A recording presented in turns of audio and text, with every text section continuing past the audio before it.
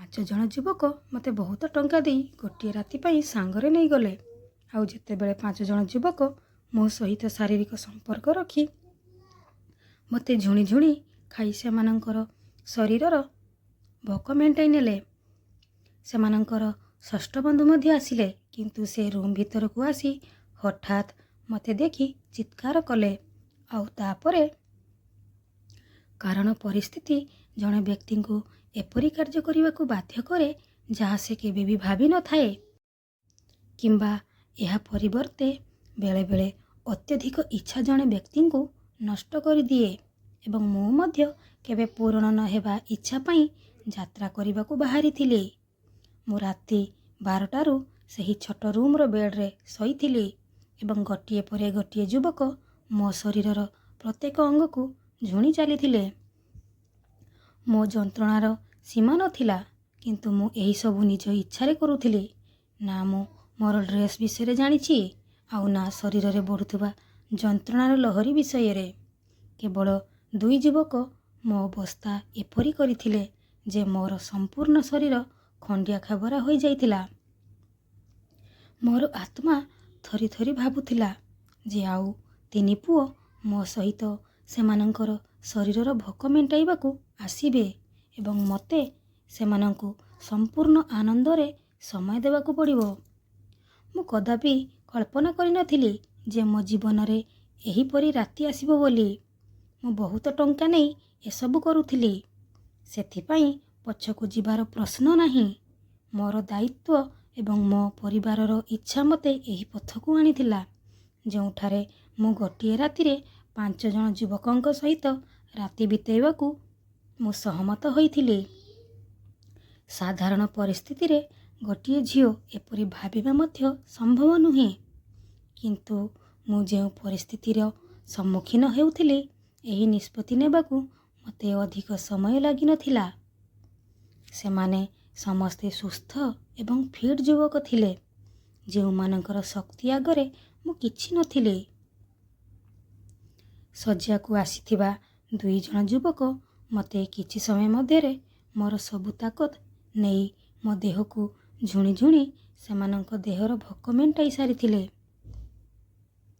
ମୋତେ ଆଜି ପ୍ରଥମ ଥର ଏହି ପୁଅମାନେ ହିଁ ଛୁଇଁଥିଲେ।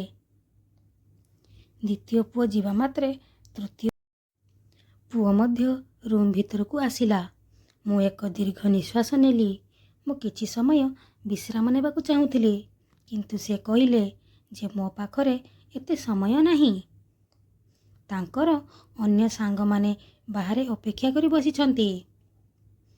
ମୁଁ ଏକଥା ଶୁଣିବା ପରେ ମୋର ଆଖିରୁ ଲୁହ ଝରିବାକୁ ଲାଗିଲା, କିନ୍ତୁ ସେ ଅତି ଶୀଘ୍ର ମୋ ପାଖରେ ପହଞ୍ଚିଗଲେ। ଆଉ ସେ ମୋ ଲୁହକୁ ଧ୍ୟାନ ନ ଦେଇ ମୋତେ ଝୁଣିବା ଆରମ୍ଭ କଲେ। ଲାଗୁଥିଲା ଯେ ସେ ଏହି ଖେଳକୁ ବହୁତ ଖୁସିର ସହିତ ଉପଭୋଗ କରୁଛନ୍ତି। ଯେତେବେଳେ ମୁଁ ତାଙ୍କୁ ଧକ୍କା ଦେବାକୁ ଚେଷ୍ଟା କଲି, ସେ ପୂର୍ବ ଅପେକ୍ଷା ଅଧିକ ଉତ୍ସାହର ସହିତ ମୋର ଅତି ନିକଟତର ହେଲେ, ଆଉ ଶରୀରର ପ୍ରତ୍ୟେକ ଅଙ୍ଗକୁ ଝୁଣିବାକୁ ଲାଗିଲେ, ଆଉ ମୋତେ କାମୁଡ଼ିବାକୁ ଲାଗିଲେ। ତେଣୁ ମୁଁ ଆଉ ବର୍ତ୍ତମାନ ତାଙ୍କୁ ଆଉ ଅଟକାଇବାର ଭୁଲ କଲି ନାହିଁ ଏବଂ ମୁଁ ଚୁପ୍ ରହିଲି।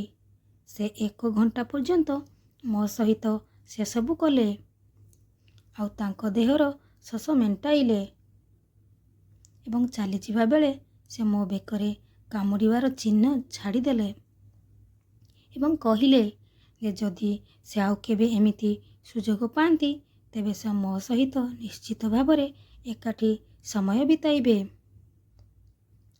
ପୁନର୍ବାର ସେ ଚାଲିଯିବା ପରେ ମୁଁ ମୋ ଦେହକୁ ଦେଖିଲି ଏବଂ ମୁଁ ଥରି ଉଠିଲି।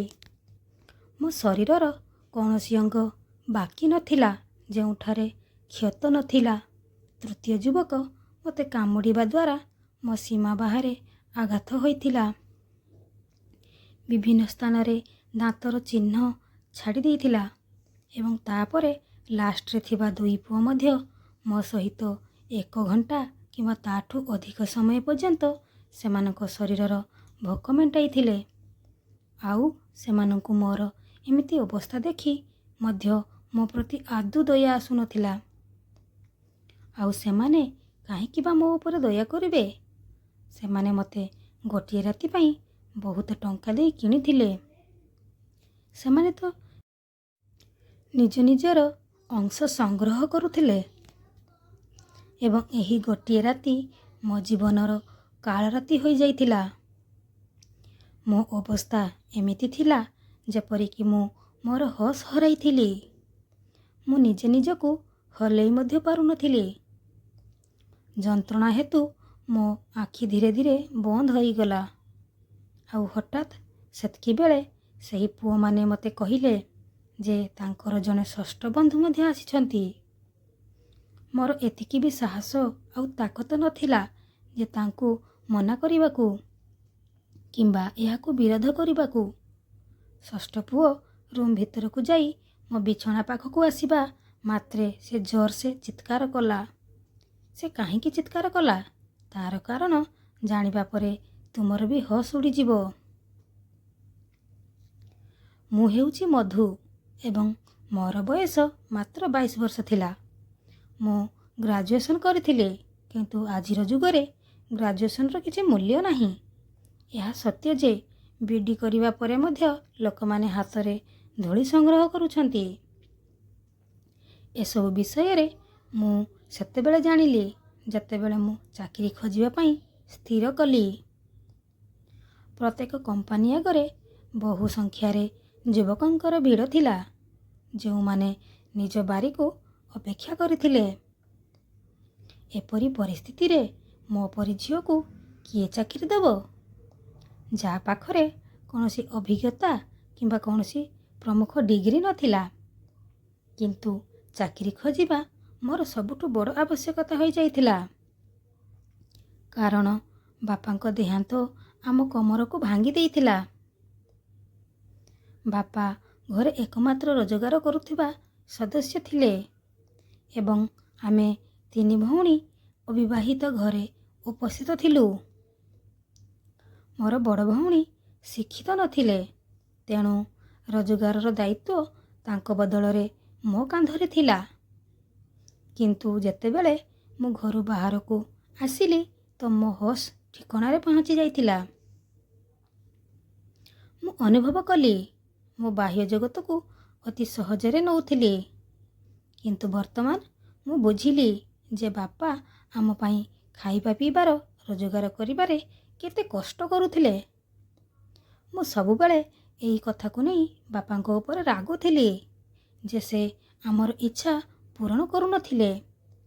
ମୋର ରାଗିବା ଦେଖି ବାପାଙ୍କ ଚେହେରା ଦୁଃଖରେ ଫିକା ଦେଖାଯାଉଥିଲା।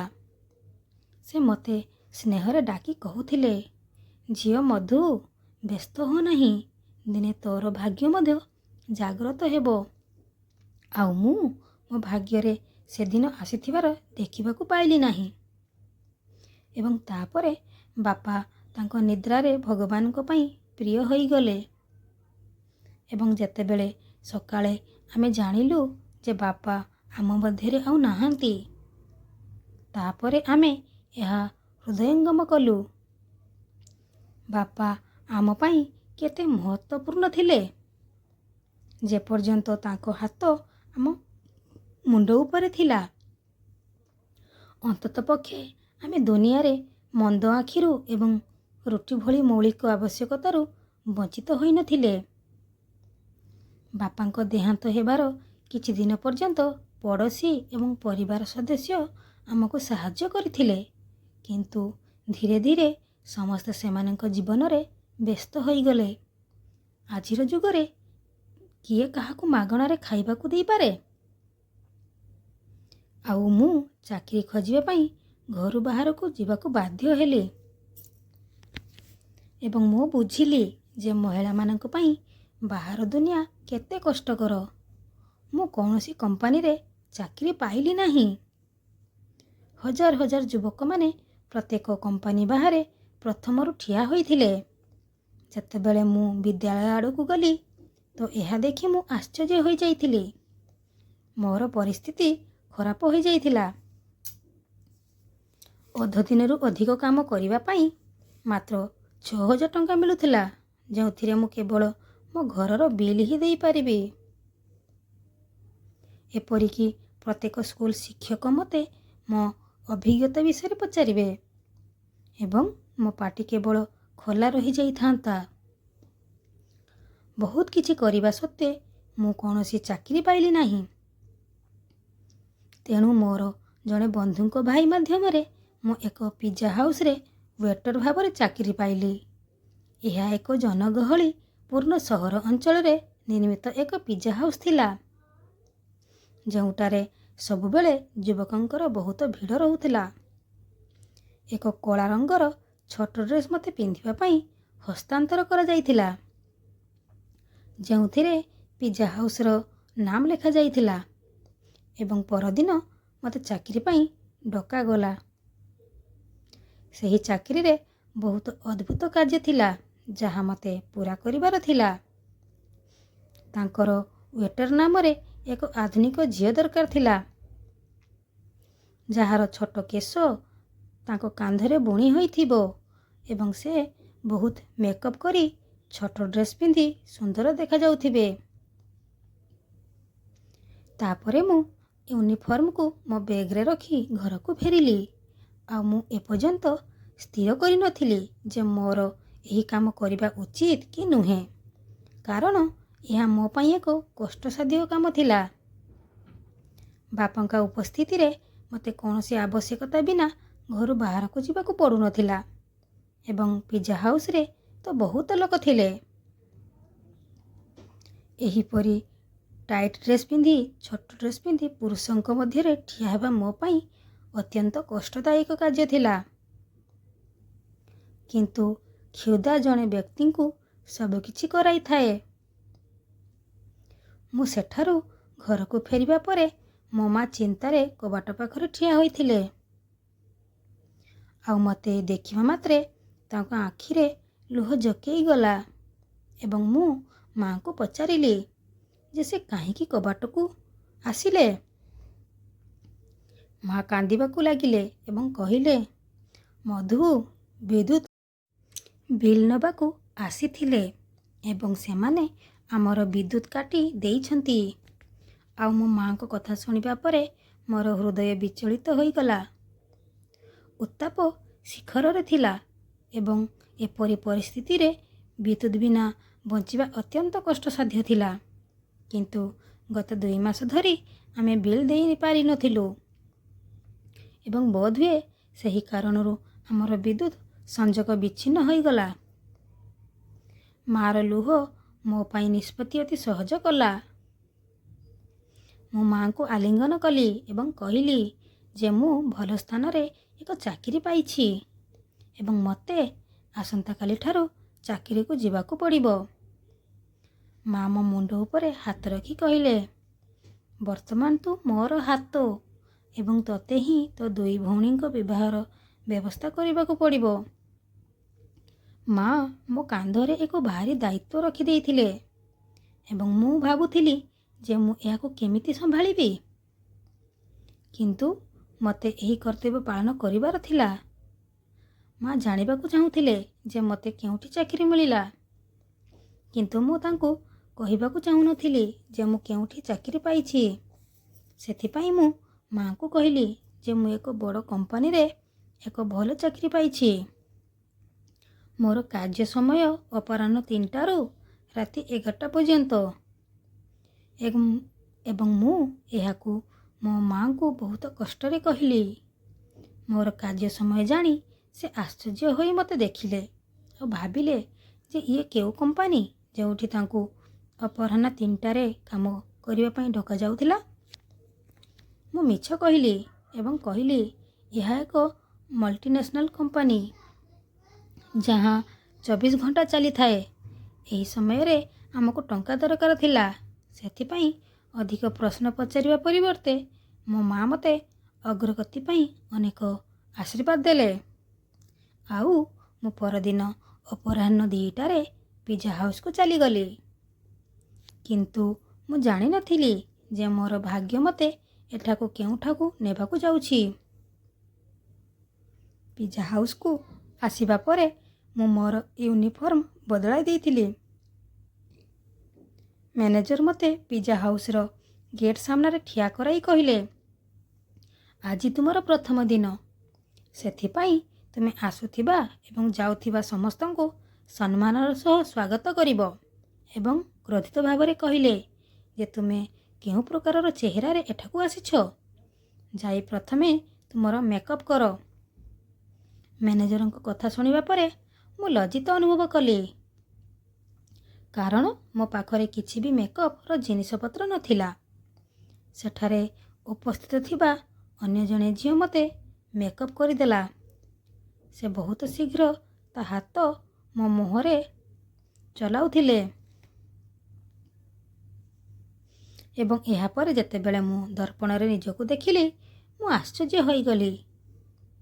ମୁଁ ଜାଣିଥିଲି ଯେ ମୁଁ ସୁନ୍ଦର ଏବଂ ମୋର ରଙ୍ଗ ମଧ୍ୟ ବହୁତ ସଫା, କିନ୍ତୁ ଟିକିଏ ମେକଅପ୍ ପରେ ମୁଁ ସମ୍ପୂର୍ଣ୍ଣ ରୂପେ ସୁନ୍ଦର ଦେଖାଯାଉଥିଲି। ମୁଁ ନିଜକୁ ଦର୍ପଣରେ ଦେଖୁଥିଲି ଆଉ ସେତେବେଳେ ସେ ଝିଅ କହିଲା, ତୁମେ ସୁନ୍ଦର ଆଉ ଏମାନେ ସୁନ୍ଦର ଝିଅକୁ ହିଁ କାମରେ ରଖନ୍ତି, ନହେଲେ କାମ କରିବା ପାଇଁ ବହୁତ ଲୋକ ଅଛନ୍ତି। ମୁଁ ଜାଣିଗଲି ଯେ ମୋତେ ଏ ଚାକିରି ମୋ ଦକ୍ଷତା ଯୋଗୁଁ ମିଳିନି। ମୁଁ କେବଳ ମୋର ସୌନ୍ଦର୍ଯ୍ୟ ହେତୁ ଏହି ଚାକିରି ପାଇଛି। ଚାକିରିର ଏହି ପ୍ରଥମ ଦିନଟି ମୋ ପାଇଁ ବହୁତ କଷ୍ଟସାଧ୍ୟ ହେଲା।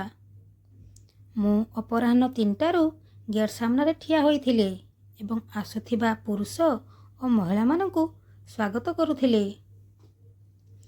ଏଠାରେ ବହୁତ କମ୍ ମହିଳା ଆସୁଥିଲେ। ରାତି ହେବା ବେଳକୁ ମୋ ଗୋଡ଼ରେ ଯନ୍ତ୍ରଣା ହେଉଥିଲା ଆଉ ଏବେ ମୋତେ ବସ୍ରେ ଧକ୍କା ଖାଇ ଘରେ ପହଞ୍ଚିବାର ଥିଲା। ଆଉ ମୁଁ ପାଖାପାଖି ରାତି 12ଟାରେ ଘରେ ପହଞ୍ଚିଲି ଆଉ ମୋ ମା ମୋ ଅପେକ୍ଷାରେ ଶୋଇନଥିଲେ। ଆଉ ମୁଁ ମୋ ମାଆଙ୍କ ସହିତ ବସି ଖାଦ୍ୟ ଖାଇ ତୁରନ୍ତ ଖଟ ଉପରେ ଶୋଇଲି। ମୋ ବାପାଙ୍କୁ ବହୁତ ମନେ ପକାଉଥିଲି। ବାପା ମୋର ଅତ୍ୟଧିକ ନଖରା ଉଠାଉଥିଲେ। ତଥାପି ମୁଁ ତାଙ୍କ ଉପରେ କୌଣସି ନା କୌଣସି କଥାରେ ରାଗିଯାଏ। ମୋ ଗୋଡ଼ର ଯନ୍ତ୍ରଣା କଷ୍ଟ ଅନୁଭବ କରି କରି କେତେବେଳେ ମୁଁ ଶୋଇପଡ଼ିଲି ଜାଣିପାରିଲିନି। ପରଦିନ ମୁଁ ପୁଣି ଘରୁ ପ୍ରାୟ 2ଟା ବେଳେ ବାହାରିଗଲି। ଆଜି ମୋତେ ଗେଟ୍ ସାମ୍ନାରେ ଠିଆ ହେବାକୁ ପଡ଼ିନଥିଲା। ପ୍ରକୃତରେ ମୋତେ ଅର୍ଡ଼ର ନେବା କାର୍ଯ୍ୟ ଦିଆଗଲା। ମୁଁ ଏହି କାମକୁ ଟିକିଏ ସହଜ ମନେ କଲି, କିନ୍ତୁ କିଛି ସମୟ ପରେ ମୁଁ ଅନୁଭବ କଲି ଯେ ଏହି କାମ ଆଦୌ ସହଜ ନୁହେଁ। ମୁଁ ଯାହା ପାଖକୁ ବି ଅର୍ଡ଼ର ନେବାକୁ ଯାଉଥିଲି, ପ୍ରାୟତଃ ପୁରୁଷମାନେ ମୋ ମୁଣ୍ଡରୁ ପାଦ ପର୍ଯ୍ୟନ୍ତ ଦେଖୁଥିଲେ ଏବଂ ହସୁଥିଲେ। ମୋତେ ପ୍ରତିବଦଳରେ ହସିବାକୁ ପଡ଼ୁଥିଲା, କାରଣ ଏହା ମୋର କାମର ନିୟମ ଥିଲା। ଆଉ ସେମାନେ ଅର୍ଡ଼ର କରିବାକୁ ମନ ଇଚ୍ଛା ବହୁତ ସମୟ ଲଗାଉଥିଲେ ଏବଂ ଅର୍ଡ଼ର କରିବା ବେଳେ ବେଳେ ଏତେ ନିକଟତର ହୋଇଯାଉଥିଲେ ଯେ ମୋର ନିଶ୍ୱାସ ବନ୍ଦ ହୋଇଯାଉଥିଲା। ଏହି ପିଜ୍ଜା ହାଉସ୍ କେବଳ ମୋ ପରି ୱେଟ୍ରେସ୍ କାରଣରୁ ଚାଲୁଥିଲା। ବର୍ତ୍ତମାନ ମୁଁ ଭଲ ଭାବରେ ଜାଣିଗଲି ଯେ ଏଠାକୁ ଆସୁଥିବା ଅଧିକାଂଶ ପୁରୁଷ କେବଳ ଝିଅମାନଙ୍କ କାରଣରୁ ଆସୁଥିଲେ। ଦିନଗୁଡ଼ିକ ଦ୍ରୁତ ଗତିରେ ବିତିବାକୁ ଲାଗିଲା ଆଉ ମୁଁ ଏଠାରେ କାମ କରିବାର 1 ମାସ ହୋଇଗଲା। ସେହି ସପ୍ତାହରେ ଅନେକ ଘଟଣା ଘଟିଥିଲା ଯାହା ମୋ ପାଇଁ ଅତ୍ୟନ୍ତ ଅଦ୍ଭୁତ ଥିଲା। ପୁରୁଷମାନଙ୍କର ଅଦ୍ଭୁତ ନଜର, ଅର୍ଡ଼ର ଦେବାର ବାହାନାରେ ନିକଟତର ହେବା ଏବଂ ଡବଲ ମିନିଂ ଶବ୍ଦ ଆଦାନ ପ୍ରଦାନ। କିନ୍ତୁ ସେହି ଚାକିରିରେ ଭଲ କଥା ଏହା ଥିଲା ଯେ ଦରମା ବ୍ୟତୀତ ସେହି ଗୋଟେ ମାସରେ ଅନେକ ଟିପ୍ସ ଟଙ୍କା ଜମା ହୋଇଥିଲା। ମୁଁ ସେହି ଟଙ୍କାକୁ ବିଦ୍ୟୁତ୍ ବିଲ୍ ଜମା କରିବାରେ ବ୍ୟବହାର କଲି ଆଉ ଧୀରେ ଧୀରେ ମୋ ପିଜ୍ଜା ହାଉସ୍ର ପରିବେଶରେ ଅଭ୍ୟସ୍ତ ହୋଇଗଲି। ସେଠାରେ 5ଟି ଯୁବକ ପ୍ରତିଦିନ ସନ୍ଧ୍ୟାରେ ପିଜ୍ଜା ହାଉସ୍କୁ ଆସୁଥିଲେ ଏବଂ କୋଣର ଟେବୁଲରେ ବସୁଥିଲେ। ସେହି ଟେବୁଲର ଅର୍ଡ଼ର ନେବା ମୋ ଭାଗରେ ଥିଲା ଏବଂ ପ୍ରତିଦିନ ମୁଁ ଅର୍ଡ଼ର ନେବାକୁ ସେମାନଙ୍କ ପାଖକୁ ଯାଉଥିଲି। ସେ 5 ଜଣ 24ରୁ 25 ବର୍ଷ ବୟସର ଯୁବକ ଥିଲେ। ସେମାନେ ମୋତେ ଅଜୀବ ନଜରରେ ଦେଖୁଥିଲେ। ଆଜି ବି ଯେତେବେଳେ ମୁଁ ଅର୍ଡ଼ର ନେବାକୁ ସେମାନଙ୍କ ନିକଟକୁ ଗଲି, ସେମାନଙ୍କ ମଧ୍ୟରୁ ଜଣେ ପଚାରିଲେ, ତୁମେ ଏଠାରେ ବହୁତ ବାଧ୍ୟତାମୂଳକ କାର୍ଯ୍ୟ କରୁଛ ନା? ଠିକ୍? ମୁଁ କହିଲି ହଁ। ସେ ତୁରନ୍ତ ତାଙ୍କ କାର୍ଡ଼ ବାହାର କରି ମୋ ସାମ୍ନାରେ ରଖି କହିଲେ, ତୁମେ ବହୁତ ଭଲ ଝିଅ ପରି ଲାଗୁଛ। ଯଦି ତୁମର କୌଣସି ସାହାଯ୍ୟ ଦରକାର ତେବେ ଆମକୁ ମନେ ପକାଇବ। ମୁଁ ବେଶୀ ଚିନ୍ତା ନ କରି ଶୀଘ୍ର ସେହି କାର୍ଡ଼ ଉଠାଇ ମୋ କୋଟ୍ ପକେଟରେ ରଖିଲି। ସେ ହସିଲେ। ତାପରେ ଏହି ସିଲସିଲା ଜାରି ରହିଲା। ମୁଁ ପ୍ରତିଦିନ ତାଙ୍କ ଅର୍ଡ଼ର ନେବାକୁ ଯାଉଥିଲି ଏବଂ ସେମାନଙ୍କ ମଧ୍ୟରୁ କେହି ନା କେହି ମୋତେ ଏକ ପ୍ରଶ୍ନ ପଚାରୁଥିଲେ। ଏହା ଏକ ନୀତିଦିନିଆ ଘଟଣା ହୋଇଯାଇଥାଏ। ନୀତିଦିନିଆ ଦେଖା ହେତୁ ଆମେ ଟିକିଏ ବନ୍ଧୁଙ୍କ ଭଳିଆ ହୋଇଯାଇଥିଲୁ। ଦ୍ୱିତୀୟ ମାସ ମଧ୍ୟ ଆଖି ପିଛୁଳାକେ ଅତିବାହିତ ହେଲା ଏବଂ ଦିନେ ମା ମୋତେ କହିଲେ ଯେ ତୁମର ବଡ଼ ଭଉଣୀ ପାଇଁ ବହୁତ ଭଲ ବିବାହ ପ୍ରସ୍ତାବ ଆସିଛି ଏବଂ ସେମାନେ ଶୀଘ୍ର ବିବାହ କରିବାକୁ ଚାହୁଁଛନ୍ତି। ମୁଁ ମୋ ମାଙ୍କ କଥା ଶୁଣିବା ପରେ ଚିନ୍ତିତ ହୋଇଗଲି, କାରଣ ମୁଁ ଘରର ଖର୍ଚ୍ଚ ବହନ କରୁଥିଲି। ମୋ ବିବାହର ଦାୟିତ୍ୱ ବିଷୟରେ ମଧ୍ୟ ଭାବି ପାରୁନଥିଲି। ମା କହିଲେ, ତୁ ତୋର କମ୍ପାନୀରୁ ଋଣ କର। ଏହା ଏକ ବଡ଼ କମ୍ପାନୀ। ଯଦି ତୁ ଲକ୍ଷ ଲକ୍ଷ ଟଙ୍କାର ଋଣ କରିପାରିବୁ ତ ଭଉଣୀର ଭଲ ଭାବରେ ବିବାହ ହୋଇପାରିବ। ମୋ ବଡ଼ ଭଉଣୀର 26 ବର୍ଷ ବୟସ ହୋଇଥିଲା ଏବଂ ମା ତାଙ୍କ ପାଇଁ ବହୁତ ଚିନ୍ତିତ ଥିଲେ। ବର୍ତ୍ତମାନ ମୁଁ ମୋ ମାଙ୍କୁ କ'ଣ କହିବି ଯେ ମୁଁ ଏକ ପିଜ୍ଜା ହାଉସରେ ଏକ ଛୋଟ ଚାକିରିଟିଏ କରୁଛି? ମୁଁ କିପରି ଲକ୍ଷ ଲକ୍ଷ ଟଙ୍କା ପାଇବି? ମୁଁ ମାର ଶବ୍ଦର ଉତ୍ତର ଦେଇନଥିଲି, କିନ୍ତୁ ମୋ ମା ଯାହା କହିଲେ ମୁଁ କୌଣସି ପ୍ରତିକ୍ରିୟା ଦେଇନଥିଲି। କିନ୍ତୁ ମୁଁ ତାଙ୍କ ଆଖିରେ ଚମକପୂର୍ଣ୍ଣ ଆଶା ସ୍ପଷ୍ଟ ଭାବରେ ଦେଖିପାରୁଥିଲି। ମା ନିଶ୍ଚିତ ଥିଲେ ଯେ ମୁଁ କମ୍ପାନୀରୁ ଋଣ ପାଇବି ଏବଂ ମୁଁ ଭାବୁଥିଲି ଯେ ମୋର ମିଥ୍ୟା ମୋତେ କେଉଁ ଫାନ୍ଦରେ ପକାଇଛି। ହଁ, ପରବର୍ତ୍ତୀ ଦିନ ମୁଁ କାମରେ ମଧ୍ୟ ସବୁବେଳେ ଚିନ୍ତିତ ଥିଲି ଏବଂ ମୋ ସହ କାମ କରୁଥିବା ଝିଅ ଏହା ହୃଦୟଙ୍ଗମ କରିଥିଲେ। ସେ ମୋତେ ପଚାରିଲେ, ମଧୁ, ତୁମର କ'ଣ ହେଲା? ଆଜି ତୁମେ ବହୁତ ଚିନ୍ତିତ ମନେ ହେଉଛ। ମୁଁ ତାଙ୍କୁ କହିଲି, ମୋ ବଡ଼ ଭଉଣୀର ବିବାହ କରିବାକୁ ପଡ଼ିବ ଏବଂ ମୋ ପାଖରେ କୌଣସି ଟଙ୍କା ନାହିଁ। ମୋ କଥା ଶୁଣିବା ପରେ ସେ କହିଲେ, ତାହେଲେ ଏତେ ଖର୍ଚ୍ଚ କରିବାର ଆବଶ୍ୟକତା କ'ଣ? ସାଧାରଣ ବାହାଘର କରିଦିଅ। ତାଙ୍କ କଥା ଶୁଣିବା ପରେ ମୁଁ ଭାବନାରେ ହଜିଗଲି। ସେ ଠିକ୍ କହିଥିଲେ। ଏତେ ଜାକଜମକର କରିବାର ଆବଶ୍ୟକତା କ'ଣ ଥିଲା? ଘରକୁ ଆସିବା ପରେ ମୁଁ ମୋ ମାଙ୍କୁ ପରାମର୍ଶ ଦେଲି ଯେ ମୋ ଭଉଣୀର ବାହାଘର ସରଳ ଉପାୟରେ କରିବାକୁ। କିନ୍ତୁ ମୋ ମା କଥା ଶୁଣିବା ପରେ ମୋ ମା କହିଲେ ଯେ ଆମ ସମସ୍ୟା ବିଷୟରେ ସମସ୍ତେ ଜାଣିନାହାନ୍ତି। ପୁଅ ଘରର ଲୋକ ଯୌତୁକ ନାମରେ ମୋତେ ଏକ ଲମ୍ବା ଲିଷ୍ଟ ଦେଇଛନ୍ତି ଏବଂ ଯଦି ମୁଁ ତୁମ ଭଉଣୀକୁ ଖାଲି ହାତରେ ପଠାଇବି ତାହେଲେ ତାଙ୍କ ଶ୍ୱଶୁର ଘରେ ତାଙ୍କୁ ସାରା ଜୀବନ ବହୁ କଥା କହିବେ। ମୁଁ ମୋ ମାଙ୍କ କଥା ଶୁଣିବା ପରେ ରାଗିଗଲି ଏବଂ ମୁଁ କହିଲି, ମୋ ଭଉଣୀର ଏପରି ଜାଗାରେ ବିବାହ କରିବାର ଆବଶ୍ୟକତା କ'ଣ? ମୋ କଥା ଶୁଣି ମା ରାଗିଗଲେ ଏବଂ କହିଲେ, ଜଣା ନାହିଁ କେତେ କଷ୍ଟରେ ତୋ ଭଉଣୀ ପାଇଁ ଭଲ ଜାଗାରୁ ବିବାହ ପ୍ରସ୍ତାବ ଆସିଛି, ଆଉ ତୁ ଏଥିରେ ଖୁଣ ବାଛୁଛୁ। ଆଜି ଯଦି ତୋର ବାପା ଜୀବିତ ଥାନ୍ତେ ତେବେ ମୋତେ ତୋ ନିକଟରେ ଆଜି ନିବେଦନ କରିବାକୁ ପଡ଼ିନଥାନ୍ତା। ସେ ନିଜେ କୌଣସି ଉପାୟରେ ତାଙ୍କ ଝିଅ ପାଇଁ ଟଙ୍କା ଯୋଗାଡ଼ କରିଥାନ୍ତେ। ମା ଆଖିରେ ଲୁହ ଆସିଗଲା ଏବଂ ତାଙ୍କ କଥା ମୋ ହୃଦୟକୁ ମଧ୍ୟ ଆଘାତ କଲା। ସେ ଠିକ୍ କହୁଥିଲେ।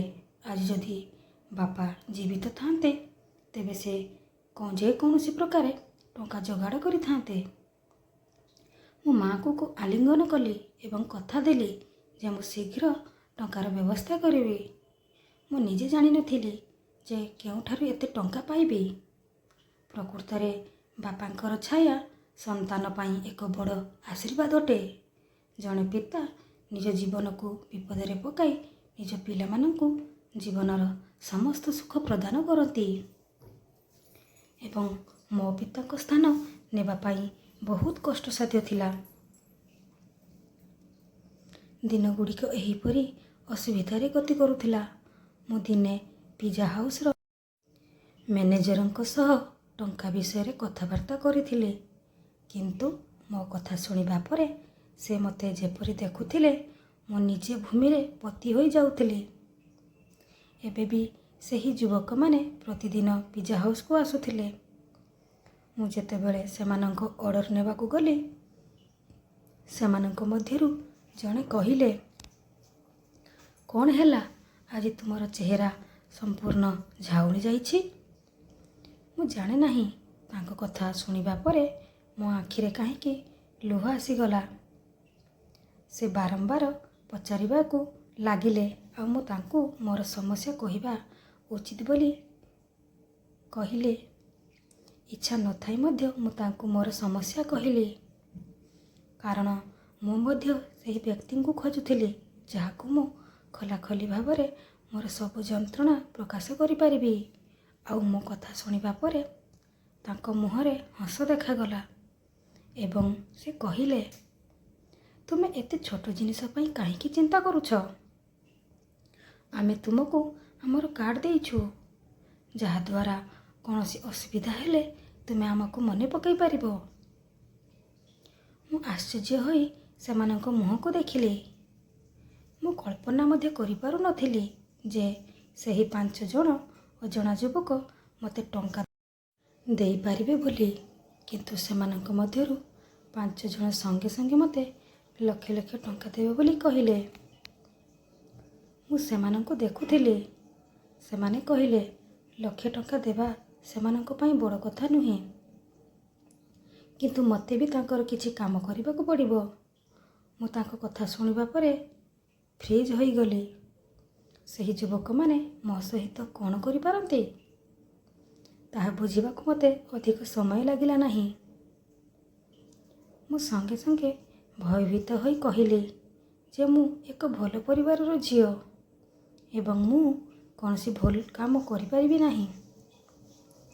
ସେ ହସି ହସି କହିଲେ, "ଆମେ ବର୍ତ୍ତମାନ ଏକ ଅଫର୍ ଦେଇଛୁ। ଗ୍ରହଣ କରିବା କିମ୍ବା ଗ୍ରହଣ ନ କରିବା ତୁମ ଇଚ୍ଛା। କିନ୍ତୁ ଆଜିର ସମୟରେ କେହି ତୁମକୁ ଲକ୍ଷ ଲକ୍ଷ ଟଙ୍କା ଦେବେ ନାହିଁ। ଯଦିଓ ସେ ତୁମର ଘନିଷ୍ଠ ସମ୍ପର୍କୀୟ ହୋଇଥାନ୍ତୁ ନା କାହିଁକି।" ସେ ସମ୍ପୂର୍ଣ୍ଣ ଠିକ୍ କହିଥିଲେ। କିନ୍ତୁ ମୁଁ ମୋ ଇଜ୍ଜତକୁ ବନ୍ଧକ ରଖି ଲକ୍ଷ ଲକ୍ଷ ଟଙ୍କା କମାଇବାକୁ ଚାହୁଁନଥିଲି।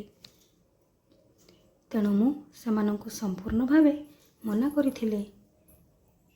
ମୁଁ ପରିସ୍ଥିତିକୁ ନେଇ ସମ୍ପୂର୍ଣ୍ଣ ଥକି ଯାଇଥିଲି ଏବଂ ଯେତେବେଳେ ମୁଁ କ୍ଳାନ୍ତ ହୋଇ ଘରକୁ ଫେରିଲି, ସେତେବେଳେ ମୋ ମା ଏବଂ ଭଉଣୀ ମୋତେ ଅପେକ୍ଷା କରିଥିଲେ।